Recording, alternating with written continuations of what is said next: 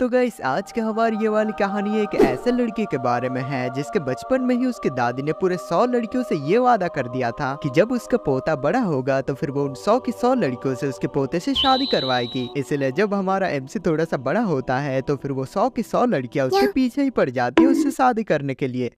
तो गाइस हमारे आज की कहानी की शुरुआत एक रेड हेयर वाले लड़के को दिखाने से होती है जो कि वहाँ पर कई सारे स्कूल गर्ल्स के बीच में से गुजर रहा था और वो सारी लड़कियां वहाँ पर उसको अपना टीचर बोलते हुए उसको इम्प्रेस करने की कोशिश कर रही थी। पर उन सभी लड़कियों की बातों को सुनने के बाद भी वहाँ पर हमारा लाल बाल वाला सख्त लौंडा जो कि अपने पैंट से भी सख्त था वो वहाँ पर उनमें से किसी भी लड़की के ऊपर जरा सा भी ध्यान न देते हुए वहाँ से आगे बढ़ने लगता है। पर तभी वहाँ पर बेचारे को बदकिस्मती से या फिर कह लो खुशकिस्मती से वहाँ पर छींक आ जाती है और उसकी छींक वहाँ पर इतनी ज्यादा ताकतवर थी कि वहाँ पर सभी लड़कियों के तो सारे कपड़े ही फट जाते हैं। देन फिर गाइस उसके बाद हमें वहाँ पर प्रेजेंट टाइम पे वापस लाया जाता है जहाँ पर कि हमें एक उसी ही रेड हेयर वाले लड़के की तरह दिखने वाले लड़के को दिखाया जाता है और असल में ये लड़का उसी लाल बाल वाले लौंडे का पोता था। पर वही दूसरी तरफ हमें वहाँ पर एक और दूसरी मम्मी को एक औरत को दिखाया जाता है जिनसे कि उस एरिया के सभी लड़के काफी ज्यादा प्यार किया करते थे क्योंकि उन आंटी जी के पास प्यार करने के लिए दो बड़े बड़े रीजंस जो थे। पर उन सभी लड़कों के बीच में से हमारे एमसी का ग्रुप वहाँ पर हमारी आंटी जी के ऊपर हमला करने की कोशिश करता है पर उनके आसपास किसी एक मैजिकल बैरियर के चलते वो सारे लौंडे वहाँ पर हमारी आंटी जी का एक बाल तक बाका नहीं कर पाते। मैं बस सर वालों की बात कर रहा हूँ, नीचे वालों का मुझे कुछ पता नहीं। देन उसके बाद हमें वहाँ पर ये पता चलता है कि वो आंटी जी तो वहाँ पर उस एरिया के स्कूल की एक टीचर हैं और उनके ऊपर इस तरीके से छुपकर हमला करने की वजह से वहाँ पर हमारे एमसी और उसके सारे ग्रुप को सारे क्लास के सामने पनिशमेंट मिली हुई थी। पर उन गधों को वहाँ पर यही समझ में नहीं आ रहा था कि आखिरकार वहाँ पर उनको किस चीज की पनिशमेंट मिल रही है। इसलिए ये देखते हुए वहाँ पर हमारे एमसी के अंदर का सुभाष चंद्र बोस जाग जाता है और वो उस फैसले के खिलाफ आवाज उठाते हुए अपने टीचर से बोलने लगता है कि बस इतनी एक छोटी सी चीज के लिए उनको इतनी बड़ी सजा क्यों मिल रही है। उन्होंने तो बस उनके 4 अंडरवेयर चुराए थे, इसका मतलब ये नहीं कि उनको पूरी क्लास के सामने इतनी बड़ी पनिशमेंट मिले। ये सुनकर हमारी आंटी जी वहाँ पर बिल्कुल हैरान रह जाती हैं और हमारे एमसी से पूछती है कि क्या मतलब है कि उन्होंने उसके अंडरवेयर चुरा लिए हैं। एंड ये सुनकर वहाँ पर हमारे एमसी की काफी बुरी तरीके से फट जाती है क्योंकि उसने वहाँ पर ये रियलाइज कर लिया था कि ये पनिशमेंट उनको किसी और चीज के लिए मिल रही थी और बल्कि उनके आंटी जी को उनके चड्डी चुराने के बारे में तो कुछ पता ही नहीं था। तभी हम लोग अगले सीन में देखते हैं कि उनकी क्लास में एक काफी बड़ा सा धमाका होता है और हमारा एमसी और उसका पूरा ग्रुप उस क्लासरूम से बाहर आकर गिरते हैं। देन फिर उनके स्कूल के खत्म हो जाने के बाद हमारा एमसी अपने दोस्तों के साथ बातचीत करते हुए कहीं पर जा रहा था जहाँ पर हमें हमारे एमसी का नाम पता चलता है जो कि होता है यूकी। और बातों ही बातों में हमें वहाँ पर ये पता चलता है कि जब यूकी काफी ज्यादा छोटा था तो फिर उनके फैमिली में एक काफी ज्यादा बड़ा एक्सीडेंट हुआ था जिसमें कि अनफॉर्चुनेटली यूकी की पूरी फैमिली खत्म हो गई और यूकी वहाँ पर उस एक्सीडेंट का इकलौता सर्वाइवर बचा था। और क्योंकि उसका ख्याल रखने के लिए कोई भी नहीं था तो फिर इसीलिए उसी ही दिन से हमारी आंटी जी यूकी को अपने साथ रखने लग जाती हैं क्योंकि वो यूकी के दादाजी की एक काफी अच्छी दोस्त थी। और इन्हीं सब चीजों को याद करते हुए जब यूकी वहाँ पर कब्रिस्तान में जाकर अपने मम्मी पापा के कब्र के पास बैठा हुआ था तो फिर तभी उसको वहाँ पर अपने दादाजी के घोष्ट दिखाई पड़ते हैं। पर क्योंकि उनका घोष्ट एज में काफी ज्यादा छोटा था तो फिर इसीलिए यूकी वहाँ पर उनको पहचान ही नहीं पाता।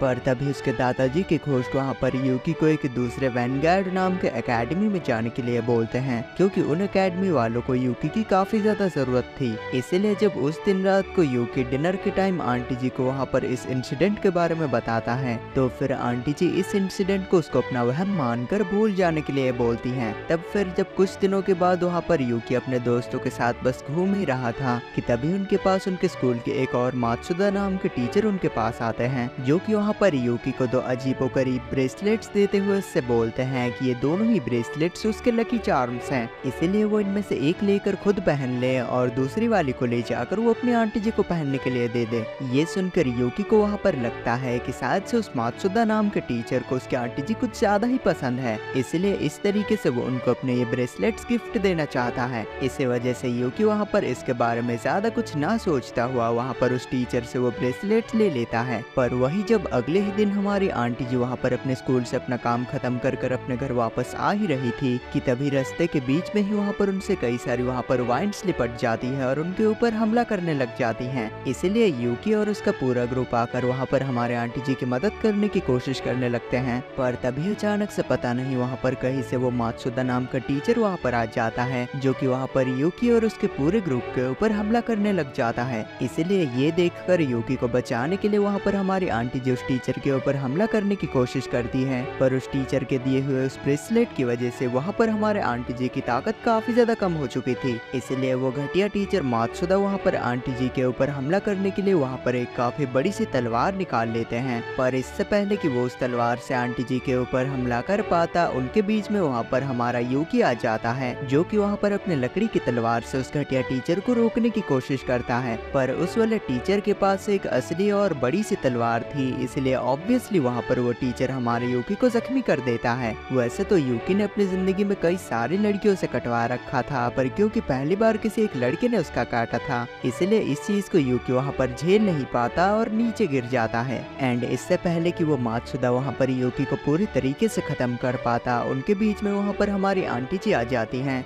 जिस बात से गुस्सा होकर वो मात्सुदा वहाँ पर उनके कई सारे टुकड़े कर देता है। और उसके बाद मात्सुदा वहाँ पर यूकी के बचे हुए दोस्तों को भी खत्म करने के लिए जाने लगता है, जो देखकर यूकी वहाँ पर पूरी तरीके से हार मान जाता है, क्योंकि वो तो उस वाले टीचर के सामने बिल्कुल टिक ही नहीं सकता था। पर तभी यूकी को वहाँ पर अपने आंटी जी की आवाज सुनाई देती है और वो देखता है कि उसकी आंटी जी वहाँ पर बेयरली जिंदा थी, जो कि वहाँ पर यूकी को हार ना मानने के लिए मोटिवेट करती है और उससे ये बोलती है कि वो ये जानती है कि उसके अंदर एक काफी ज्यादा खतरनाक बीज छुपा हुआ है, जो कि इस मात्सुदा नाम के टीचर की तो चुटकियों में ऐसी तैसी कर सकता है। पर ये सुनकर यूकी को वहाँ पर लगता है कि उसकी आंटी जी वहाँ पर उसके पेंट के अंदर छुपे हुए उस वाले बीस्ट की बात कर रही हैं। इसीलिए वो अपने आंटी जी से बोलने लगता है कि ऐसे वाले मोमेंट पर वो ऐसी ठरकी बातें कैसे बोल सकती है। पर तभी उसकी आंटी जी वहाँ पर यूकी को क्लैरिफिकेशन देते हुए बोलती है कि वो कोई एक आम इंसान नहीं है, क्योंकि उसके उस वाले बचपन के एक्सीडेंट में तो वो भी बिल्कुल मरने की कगार पर था, पर उसकी जान को बचाने के लिए उसके अंदर उन्होंने खुद ही उस वाले बीस्ट को सील किया था। पर ये सुनने के बावजूद भी वहाँ पर यूकी को हमारे आंटी जी के ऊपर बिल्कुल यकीन ही नहीं होता, इसलिए उसको यकीन दिलाने के लिए आंटी जी वहाँ पर उसको उनका पीने के लिए बोलती है, आई मीन उनका खून पीने के लिए बोलती है। इसलिए तब ये सुनकर यूकी वहाँ पर धरती चाट जाता है, क्योंकि उनकी आंटी का खून वहाँ पर नीचे बिखरा पड़ा था। और वही दूसरी तरफ हमें वहाँ पर उस वाले मात्सुदा नाम के टीचर का सीन दिखाया जाता है, जो कि वहाँ पर अपनी बड़ी सी तलवार से यूकी के सारे दोस्तों को बस खत्म करने ही वाला था। पर तभी उससे आकर कोई एक चीज बहुत ही जोर से टकराती है और वो यूकी के दोस्तों से दूर हट जाता है। और तब हमें वहाँ पर दिखाया जाता है कि यूकी के अपने आंटी जी के खून को चाट जाने की वजह से वहाँ पर उसके अंदर कई गुना ज्यादा ताकत भर गई थी। और हाँ, मैं ये बात क्लियर कर दूं कि तुम ये चीज बिल्कुल भी ट्राई मत करना, वरना भाई तुम तो जाकर किसी के पीरियड में। खैर, तो ये देखकर वो टीचर वहाँ पर काफी ज्यादा गुस्सा हो जाता है और लगातार एक के बाद एक वो वहाँ पर यूकी के ऊपर कई सारे हमले करने लग जाता है। पर आंटी जी के खून की ताकत को दिखाते हुए यूकी वहाँ पर उन वाले सारे हमलों को झेल जाता है और झेलने के साथ साथ वो वहाँ पर खुद को रीजनरेट भी करे जा रहा था। फिर आगे यूकी दौड़ते हुए जाकर वहाँ पर उस वाले टीचर को एक इतने खींच के घुसा मारता है कि वो टीचर उड़कर जाकर एक वैन से टकराते हैं और उस वैन के साथ उड़ते हुए वो जाकर काफी ज्यादा दूर गिरते हैं, जिससे वहाँ पर उस मात्सुदा टीचर का खेल तो खत्म हो जाता है, पर साथ ही साथ वहाँ पर इतनी ज्यादा ताकत को इस्तेमाल करने की वजह से यूकी भी थकावट के मारे वहीं पर ही नीचे गिर जाता है। और फिर से जब कई घंटों के बाद वहाँ पर यूकी को वापस दोबारा से होश आता है, तो फिर उसको ये पता चलता है कि वो तो अपने आंटी जी के गोदी में लेटा हुआ है। और वहाँ पर कई सारे पुलिस और रेस्क्यू डिपार्टमेंट्स वाले भी आ चुके थे, जिन्होंने कि वहाँ पर यूकी के दोस्तों के भी जानों को बचा लिया था। फिर आगे यूकी वहाँ पर काफी ज्यादा हैरानी के साथ अपनी आंटी जी से पूछने लगता है कि उसके तो कई सारे टुकड़े हो चुके थे, वो फिर भी अभी तक जिंदा कैसे हैं। तो उसकी आंटी जी वहाँ पर यूकी से बोलती है कि उसने ही उसकी जान बचाने के लिए उसको इमॉर्टल बनाया था, तो उसने ये सोच भी कैसे लिया कि वो खुद एक आम इंसान होगी, क्योंकि वो भी एक इमॉर्टल ही है। और जबकि उस वक्त तक यूकी को वहाँ पर सारी चीजें पता चल चुकी थी, इसलिए आंटी जी वहाँ पर उसके साथ उसको उसी वैनगार्ड नाम के एकेडमी में चलने के लिए बोलती है। इसलिए उनकी बात को मानता हुआ यूकी भी उनके साथ उस एकेडमी एकेडमी की तरफ जाने लग जाता है। पर जब वो दोनों पैदल चलते हुए इस एकेडमी के लिए जा ही रहे थे कि तभी वहाँ पर यूकी अपनी आंटी जी से पूछता है कि वो दोनों इस तरीके से पैदल चलते हुए उस एकेडमी की तरफ क्यों जा रहे हैं, वो वहाँ पर जाने के लिए किसी एक बस का भी तो इस्तेमाल कर सकते हैं। पर तब उसकी आंटी जी वहाँ पर उसको ये समझाते हुए बोलती है कि दरअसल उस वाले एकेडमी की लोकेशन एकदम टॉप सीक्रेट लोकेशन है और किसी एक बस को लेकर उस जगह पर जाने की वजह से उस वाले एकेडमी की टॉप सीक्रेट लोकेशन रिवील हो सकती है। और साथ ही साथ इस दुनिया के अंदर कई सारे इमॉर्टल हंटर्स भी रहते हैं जो कि इमॉर्टल्स को इंसानों के लिए खतरा मानते हैं। वो इमॉर्टल्स को मार तो नहीं पाते पर हमेशा के लिए कैद कर कर वो उनको टॉर्चर करते हैं, इसीलिए वो अनजान लोगों से जितना ज्यादा से ज्यादा दूर रह सके उनके लिए उतना ही ज्यादा अच्छा होगा। एंड जब वो इसी तरीके से कई घंटों के सफर के बाद पैदल चलते हुए फाइनली आखिरकार वहाँ पर थक जाते हैं तो फिर वो एक हॉट स्प्रिंग में जाकर थोड़े वक्त के लिए वहाँ पर रिलैक्स करने का फैसला करते हैं। तो जब यूकी वहाँ पर मेंस हॉट स्प्रिंग में जाकर वहाँ पर बस नहा ही रहा था कि तभी उसकी नजर वहाँ पर एक पर्सन के ऊपर पड़ती है, इसलिए हमारा यूकी उसके पास जाने लगता है ताकि वो उससे दोस्ती कर कर थोड़ी देर के लिए बातचीत कर सके।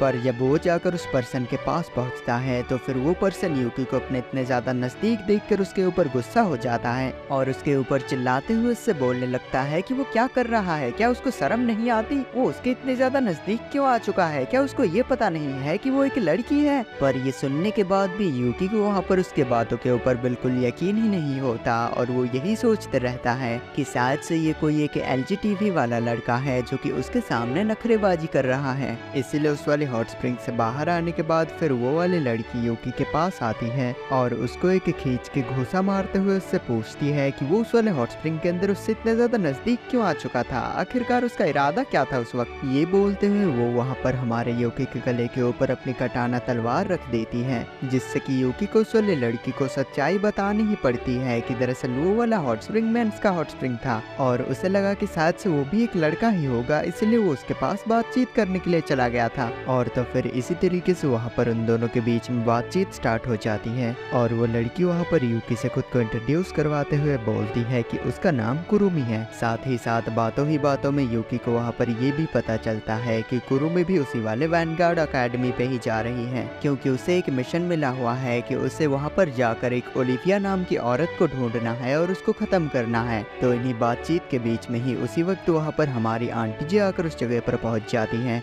जिनको देखने के बाद पता नहीं क्यों अचानक से कुरुमी वहाँ पर आंटी जी के ऊपर हमला कर देती है। पर उसकी तलवार को वहाँ पर हमारी आंटी जी बस अपने 2 उंगलियों का इस्तेमाल करते हुए ही रोक लेती हैं क्योंकि उन्हें अपनी दोनों उंगलियों का इस्तेमाल करना काफी अच्छे से आता था।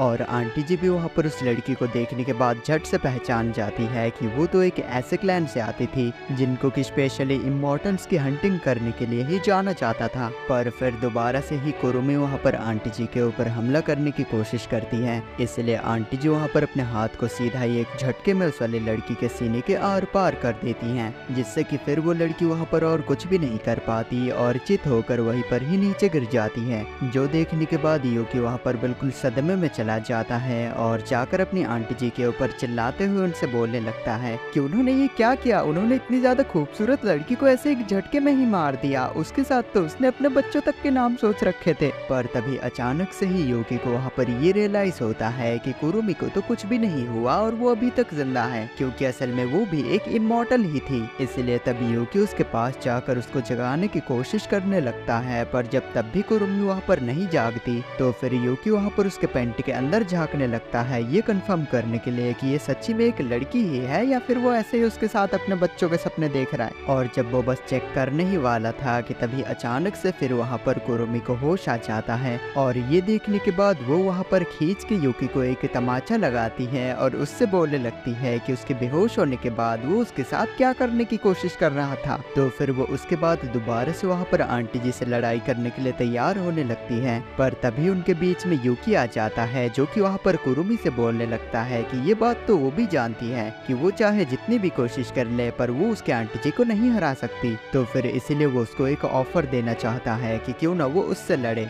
और जो भी इस वाली फाइट को जीतेगा दूसरे पर्सन को उसकी बात माननी ही पड़ेगी और इस तरीके से जीतने के लिए भी उसके पास एक बराबर का मौका होगा। ये सुनकर फिर कुरुमी वहाँ पर यूकी के उस वाले चैलेंज को एक्सेप्ट कर लेती है और अपनी पूरी ताकत से वहाँ पर उसके ऊपर हमला करने लग जाती है, जिससे देखते ही देखते पहुंचते कुछ ही वक्त के अंदर कुरुमी वहाँ पर यूकी के खोपड़िया को उसके धड़ से अलग कर देती है, पर यूकी वहाँ पर अपनी खोपड़िया को पकड़कर अपने धड़ से वापस ऐसे चिपका लेता है कि जैसे कि वहाँ पर उसके साथ कुछ हुआ ही ना हो। देन फिर वो वहाँ पर घूम कर जाकर कुरुमी के पीछे से एक ऐसी चमाट मारता है कि उसको वो वहाँ पर जमीन में गाड़ देता है, जिससे आखिरकार यूकी वहाँ पर उस वाले फाइट को जीत जाता है। और कुरुमी हारने के बाद वहाँ पर दुखी होकर यूकी के पास आती है और उससे बोलने लगती है कि ठीक है, वो तैयार है, वो उसके साथ जो करना चाहे वो कर सकता है, वो उसको नहीं रोकने वाली, क्योंकि उसने अपने मन ही मन में यही सोच रखा था कि यूकी उसके साथ कुछ न कुछ गलती करना चाहता है। पर तभी यूकी वहाँ पर उससे बस इतना बोलता है कि वो बस ये चाहता है कि वो उनके ऊपर हमला ना करे और बस उनकी दोस्त बन जाए।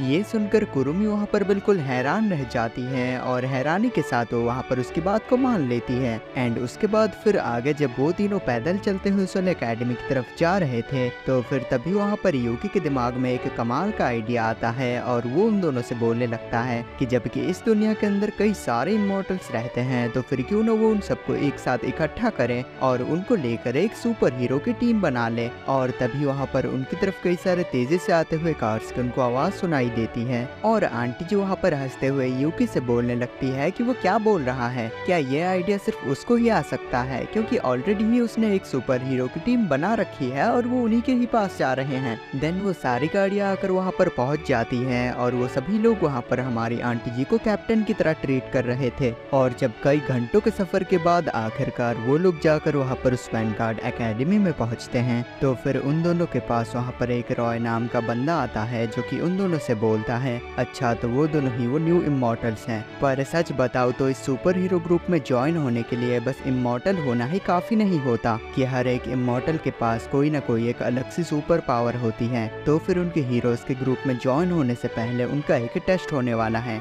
जिसमें कि उन दोनों को उससे लड़ना है और जब तक कि वो अपने सुपर पावर्स को डिस्कवर नहीं कर लेते या फिर वो उसको हरा नहीं देते, तब तक वो इस वाले सुपर हीरो ग्रुप में ज्वाइन नहीं हो सकते। इसलिए यूकी और कुरुमी इस ग्रुप में ज्वाइन होने के लिए रॉय के ऊपर हमला कर उस टेस्ट में पास होने की कोशिश करते हैं, पर ऐसे ही काफी देर तक कोशिश करने के बाद भी वो वहाँ पर उसको नहीं हरा पाते। इसलिए वो दोनों जाकर एक जगह पर बैठकर थोड़ा आराम करने लगते हैं, पर तभी उसी रास्ते से वहाँ पर एक शिबू नाम की लड़की काफी सारा कचरा लेकर उनको फेंकने के लिए जा रही थी, जो कि वहाँ पर यूकी और कुरुमी के सामने आते ही वहाँ पर गलती से लड़खड़ाकर नीचे गिर जाती है। ये देखकर यूकी वहाँ पर शिबू की मदद करने के इरादे से उसको जाकर वापस से उठाता है और आगे वो वहाँ पर उसका सारा कचरा उठाने में भी उसकी मदद करता है। और उसकी मदद करने के बाद शिबू वहाँ पर यूकी को थैंक यू बोलती है और यूकी उसके बदले उससे बोलता है कि अगर उसको कचरे के अलावा भी कुछ और उठाने की जरूरत पड़े तो फिर वो उसको बुला सकती है। उसके बाद फिर यूकी और कुरुमी वहाँ से घूमते घूमते एक अजीब से केव टाइप जगह में आ जाते हैं, जहाँ पर कि उनके सामने वहाँ पर एक तलवार जमीन में गड़ी हुई थी और उसके पीछे ही वहाँ पर एक जिन नाम का बंदा बैठा हुआ था। तो आगे फिर वो नशेड़ी बंदा वहाँ पर यूकी से बोलने लगता है कि जबकि वो यहाँ पर आ ही चुका है तो फिर क्यों न वो जमीन में गड़े हुए तलवार को बाहर निकालने की कोशिश करे। ये सुनकर उसकी बात को मानता हुआ यूकी जाकर उस वाली तलवार को बाहर निकालने की कोशिश करने लगता है, पर वो वाली तलवार वहाँ पर काफी बुरी तरीके से फंसी हुई थी। पर तभी अचानक से ही वहाँ पर पता नहीं कहीं से उसको कोई एक आवाज सुनाई देने लगती है, जो कि उसको वहाँ पर उस वाले तलवार के एक बटन को बंद करने के लिए बोलती है। और जब उसके इंस्ट्रक्शंस को फॉलो करते हुए यूकी वहाँ पर उस वाले तलवार को निकालने की कोशिश करता है, तो फिर वो उसको काफी ज्यादा आसानी से निकाल लेता है, जो देखने के बाद जिन वहाँ पर बिल्कुल हैरान ही रह जाता है, क्योंकि उस वाली तलवार को उस जगह से पिछले कई हजारों सालों से कोई निकाल ही नहीं पाया था। पर जबकि यूकी ने वहाँ पर उस वाली तलवार को वहाँ से बाहर निकाल लिया था, तो फिर जिन वहाँ पर उससे बोलने लगता है कि अब से ये वाली तलवार उसकी हुई, ये उसका इनाम है, क्योंकि उस तलवार ने ही खुद उसको चुना है। उसके बाद वो नशेड़ी वहाँ पर अपने कंबल को फेंक कर एक तलवार बाहर निकाल लेता है और अपने आप को यूकी से इंट्रोड्यूस करता है, जहाँ पर कि हमें पता चलता है कि वो जिन नाम का नशेड़ी असल में एक लेजेंडरी स्वॉर्ड मास्टर है। और आगे वो वहाँ पर यूकी के सामने अपनी स्वॉर्ड टेक्निक्स को सिखाने का ऑफर रखता है, जिसको कि यूकी वहाँ पर मान जाता है और उसके ही साथ वहाँ पर ट्रेनिंग करने लग जाता है, जिससे देखते ही देखते ऐसा करते हुए वहाँ पर पूरा एक हफ्ता बीत जाता है। और फाइनली आखिर में वो दिन भी आ जाता है जिस दिन उनका फाइनल टेस्ट था। इसलिए यूकी जाकर वहाँ पर एक कैरन नाम की लड़की से जिन सेंपाई की टेक्निक्स का इस्तेमाल करते हुए फाइट करने लगता है, जिसके आखिर में वो वहाँ पर कैरन को हराना ही वाला था कि तभी उसको वहाँ पर शिबू की मदद की पुकार सुनाई देती है। इसलिए वहाँ पर अपने फाइट की फिक्र ना करते हुए यूकी वहाँ पर अपने फाइट को बीच बीच में ही छोड़कर शिबू की मदद करने के लिए चला जाता है और जाकर वो देखता है कि वहाँ पर शिबू के ऊपर कई सारे खतरनाक मॉन्स्टर्स हमला करने वाले थे, पर उसका पीछा करते हुए वहाँ पर कैरन भी आ चुकी थी, जो कि जाकर उन वाले मॉन्स्टर्स से लड़कर शिबू की जान को वहाँ पर बचा लेती है। और उसकी जान को बचाने के बाद आंटी जी वहाँ पर यूकी के पास आकर उसको कॉन्ग्रेचुलेट करते हुए बोलती है कि उसे उस वाले इमॉर्टल सुपर हीरोज की टीम में ज्वाइन कर लिया गया है, क्योंकि उसने अपने टेस्ट फाइट की फिक्र ना करते हुए शिबू को बचाने का फैसला किया, जिससे ये पता चलता है कि उसे उस हीरोज के ग्रुप में ज्वाइन होने से ज्यादा लोगों की जान बचाने में इंटरेस्ट है और यही तो उनके ग्रुप का काम है। फिर उसी दिन से यूकी उसी वाले वैनगार्ड एकेडमी में रहकर ट्रेनिंग करने लगता है और एक दिन आंटी जी वहाँ पर यूकी और कैरन को अपने पास बुलाकर यूकी को उसका पहला मिशन देती हैं कि उन्हें एक गांव में जाकर उन वाले गांव वालों की मदद करनी है। इसलिए काफी ज्यादा तेजी से उस वाले गांव की तरफ जाने लगते हैं, जहां पर कि पहुंचने के बाद यूकी को वहां पर कई सारे काले कपड़ों में लोग दिखाई पड़ते हैं, जिनको देखकर यूकी सोचता है कि शायद यही वाले लोग उन वाले गाँव वालों को परेशान कर रहे हैं। पर इससे पहले कि वो जाकर उनके ऊपर हमला कर पाता, वो लोग उसको ये समझाते हैं कि दरअसल वो भी उसी वाले वैनगार्ड एकेडमी के ही एजेंट्स है और उनको यहाँ पर उन वाले गाँव वालों को गुंडों से बचाकर मदद करने के लिए नहीं बुलाया गया, बल्कि उन वाले गाँव वालों को तो यहाँ पर कंस्ट्रक्शंस में मदद चाहिए थी, इसीलिए उनको यहाँ पर बुलाया गया है। उसके बाद फिर उसी ही दिन से यूकी और कुरुमी वहाँ पर उसी वाले विलेज के अंदर रहकर उन विलेजर्स की मदद करने लगते हैं। और जब एक दिन वहाँ पर हमारा यूकी अपने मोबिलिटी और स्पीड की प्रैक्टिस कर रहा था, तो फिर तभी वहाँ पर एक बंदे की नजर हमारे यूकी के ऊपर पड़ती है, जो कि वहाँ पर यूकी के पास आकर उसकी मोबिलिटी बढ़ाने के लिए, उसकी मदद करने के लिए उसको कुछ टिप्स देने लगता है, जैसे कि वो भागने में अपनी काफी ज्यादा ताकत इस्तेमाल कर रहा है और भागते हुए वो काफी ज्यादा धूल भी उड़ा रहा है। उसके बाद वो वहाँ पर आके यूकी को एक एग्जाम्पल दिखाने के लिए खुद ही वो काफी ज्यादा फास्ट मूव कर उसको दिखाने लगता है, जहाँ पर कि वो बिना सोच के ही वहाँ पर इतने फास्ट मूव कर रहा था कि जैसे वो वहाँ पर टेलीपोर्ट हो रहा हो। उसके बाद फिर आगे वो वहाँ पर यूकी को अपना पैर दिखाते हुए उससे बोलता है कि अगर उसने ये टेक्निक्स मास्टर कर ली तो फिर उसकी मोबिलिटी इतनी ज्यादा बढ़ जाएगी कि किसी का भी अटैक उसको छू तक नहीं पाएगा। ये सुनकर यूकी वहाँ पर अपने टांगों की इम्पोर्टेंस समझ जाता है, इसलिए उसी ही दिन से वो वहाँ पर अपने पैरों की ट्रेनिंग स्टार्ट कर देता है, जहाँ पर कि वो हर चीज में ही अपने टांगों का ही इस्तेमाल कर रहा था, खाने से लेकर ब्रश करने से लेकर मुट्ठी पंजा मारने के लिए भी वो अपने पैरों का ही इस्तेमाल करता था। पर वही दूसरी तरफ हमें वहाँ पर उसी बंदे को दिखाया जाता है जिसने कि वहाँ पर यूकी को अपनी मोबिलिटी बढ़ाने के लिए मोटिवेट किया था, जो कि अचानक से वहाँ पर एक वेयरवुल्फ में बदल जाता है और वो अपने ग्रुप के पास आ जाता है, जो कि असल में एक लुटेरों का ग्रुप था और साथ ही साथ वो वहाँ पर इमॉर्टल्स की हंटिंग भी किया करते थे। और जब कैरन वहाँ पर बाथरूम के अंदर बस नहा ही रही थी, तो फिर तभी वहाँ पर अपने मैजिक का इस्तेमाल करते हुए उस ग्रुप का एक बंदा आ जाता है, जो कि वहाँ पर कैरन के ऊपर हमला कर उसको मारने की कोशिश करता है। पर क्योंकि कैरन को सेल्फ डिफेंस की काफी अच्छी खासी नॉलेज थी, इसलिए वो वहाँ पर खुद को बचा लेती है। वही इस तरफ यूकी वहाँ पर एक बच्चे के साथ जाकर एक कचरे के ढेर में अपने लिए कोई एक काम की चीज ढूंढ रहा था, पर तभी वो दोनों वहाँ पर ये नोटिस करते हैं कि उनके गांव के अंदर तो बुरी तरीके से तबाही मची हुई है। फिर आगे उन लुटेरों में से वहाँ पर कुछ आकर उनके ऊपर भी हमला करने की कोशिश करते हैं, पर उनके बीच में वहाँ पर कुरुमी आकर उनको बचा लेती है। पर इससे उनकी परेशानियां खत्म नहीं होती बल्कि और ज्यादा बढ़ जाती हैं, क्योंकि उनके शोर शराबे को सुनकर वहाँ पर और भी कई सारे लुटेरे आ चुके थे। आगे वो वेयरवुल्फ वहाँ पर जब यूकी को देखता है तो फिर वो उसको देखने के बाद ये समझ जाता है कि वो भी एक इमॉर्टल है। पर इस चीज को जानने के बाद भी वो वहाँ पर ज्यादा परेशान नहीं होता और यूकी के ऊपर एक अजीब सा स्पेल वाला अटैक कर देता है, जिससे कि यूकी वहाँ पर दोबारा वापस से रीजनरेट नहीं कर पाता और पैरालाइज होकर वो वहाँ पर नीचे गिर जाता है। आगे फिर कुरुमी भी जाकर वहाँ पर उस वाले वेयरवुल्फ के ऊपर हमला करने की कोशिश करती है, पर वो भी कुछ नहीं कर पाती और पिट जाती है। और इससे पहले कि वो कुरुमी को वहाँ पर पूरी तरीके से खत्म कर पाता, उनके बीच में वहाँ पर वही बच्चा आ जाता है जिसके साथ यूकी कचरे के ढेर में जाकर अपने लिए कोई काम का सामान ढूंढ रहा था। तो फिर वो बच्चा भी वहाँ पर उस वेयरवुल्फ के ऊपर अटैक करने की कोशिश करता है, पर उसके अटैक से उस वाले वेयरवुल्फ को कुछ फर्क ही नहीं पड़ता, बल्कि वो तो उल्टा वहाँ पर उस वाले बच्चे के ऊपर जानलेवा हमला करने वाला था, जो देखकर कुरुमी जाकर उस बच्चे को बचाने की कोशिश करती है, पर काफी ज्यादा जख्मी होने की वजह से वो वहाँ पर बिल्कुल हिल ही नहीं पा रही थी। तो वो वेयरवुल्फ वहाँ पर उस वाले बच्चे के ऊपर जानलेवा हमला कर देता है। पर कुछ वक्त के बाद हम लोग देखते हैं कि उस बच्चे को तो वहाँ पर कुछ भी नहीं हुआ होता, क्योंकि उसके बीच में वहाँ पर यूकी आ चुका था, जिस वक्त तक उसकी वहाँ पर ताकत इतनी ज्यादा बढ़ चुकी थी कि उसके हाथों में वहाँ पर 2 मैजिकल गॉटलेट्स भी आ चुके थे, जिसको देखकर वो वेयरवुल्फ वहाँ पर थोड़ा सा डर तो जाता है, पर तब भी वो वहाँ पर यूकी से लड़ने के लिए तैयार हो जाता है। पर आगे वहाँ पर धीरे धीरे कर यूकी की ताकत और भी ज्यादा बढ़ने लग जाती है और उसके चारों तरफ वहाँ पर एक रेड कलर का ऑरा भी निकलने लग जाता है। फिर वो उस वेयरवुल्फ को एक खींच के पंच मारता है, जिससे वो उड़ते हुए जाकर काफी ज्यादा दूर गिरता है, जिससे वो वेयरवुल्फ वहाँ पर ये समझ जाता है कि वो सीधे तरीके से यूकी से फाइट लेकर नहीं जीत सकता। इसलिए वो उसको मेंटली वीक बनाने के लिए वापस से अपने उस ह्यूमन फॉर्म में आ जाता है, जो देखकर यूकी वहाँ पर रुक जाता है, क्योंकि उसी ने ही कुछ दिनों पहले उसको अपनी मोबिलिटी के लिए ट्रेन किया था। तो इसी मौके का फायदा उठाते हुए वो वाला बंदा वहाँ पर यूकी के ऊपर जानलेवा हमला कर देता है और अपने हाथ को सीधा वहाँ पर यूकी के सीने के आर पार कर देता है, जिससे उसको तो लगा था कि यूकी वहाँ पर मारा जाएगा, इसलिए वो वहाँ पर अपना जश्न मनाने लगता है। पर तभी वहाँ पर यूकी का जो रेड ऑरा था वो वहाँ पर चेंज होते हुए एक ब्लैक कलर के ऑरा में बदल जाता है, जो देखने के बाद उस वेयरवुल्फ का साथी वहाँ पर अपने साथी को हार मानने के लिए बोलने लगता है, क्योंकि यूकी के उस ब्लैक ऑरा को देखकर वो ये समझ चुका था कि यूकी असल में एक डार्क मैजिक यूजर है,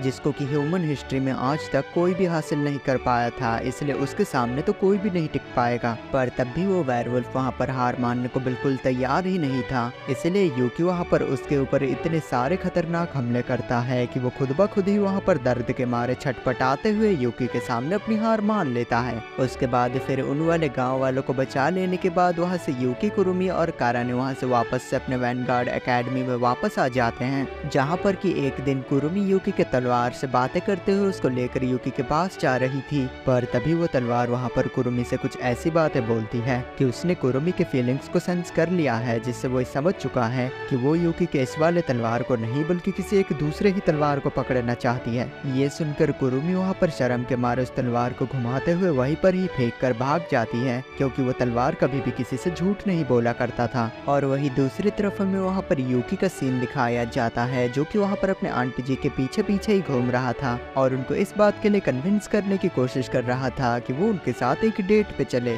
और उसी ही वक्त हम लोग वहाँ पर उस एकेडमी की गेट के सामने देखते हैं, जहाँ पर कि एक बुढ़िया आ चुकी होती है, जो बुढ़िया सभी लोगों से वहाँ पर ये बोलने लगती है कि वो यूकी की दादी अम्मा है, इसलिए वो सब लोग उसको अंदर जाने दें। और उस यूकी हीरो नाम की दादी अम्मा के अंदर जाने के बाद उनके साथ जो वहाँ पर एक मिष्टी नाम की लड़की आई थी, वो वहाँ पर सीधा यूकी के पास जाती है और उसको उसका बॉयफ्रेंड बनने का प्रपोजल देती है, क्योंकि उसकी दादी अम्मा ने जब यूकी छोटा था तो फिर उनके गाँव के 100 लड़कियों से ये वादा कर रखा था कि यूकी जब बड़ा हो जाएगा तो फिर वो उनमें से किसी न किसी एक से शादी करेगा। इसलिए मिष्टी वहाँ पर यूकी को उसको चुनने के लिए बोलती है, क्योंकि इससे उसको ज्यादा सोचना नहीं पड़ेगा। पर हमारा यूकी वहाँ पर सीधा ही मिष्टी के मुंह पे उसको मना कर देता है, जो सुनकर वहाँ पर मिष्टी बिल्कुल पागल ही हो जाती है, क्योंकि लड़कियों को कभी भी प्रपोजल में ना सुनने की आदत ही नहीं होती। फिर वहाँ पर यूकी हीरो दादी अम्मा के साथ वहाँ पर जो दूसरी लड़की आई हुई होती है, वो वहाँ पर बाकी लड़कियों से बोलती है कि इस तरीके से तो यूकी को मनाना काफी ज्यादा मुश्किल है, इसलिए उन्हें उनका प्यार जीतने के लिए उसको पहले हॉट स्प्रिंग में लेकर जाना होगा। और वहाँ पर जो कोई भी सबसे पहले यूकी के तलवार को धोकर साफ करेगा तो फिर शायद से यूकी का प्यार उसको ही मिलेगा। इसलिए उसी ही दिन को सभी लड़कियां वहाँ पर यूकी को अपने साथ लेकर एक हॉट स्प्रिंग में जाती हैं और फिर वहाँ पर उन सभी के बीच में लड़ाई स्टार्ट हो जाती है कि सबसे पहले यूकी के तलवार को कौन धोएगा।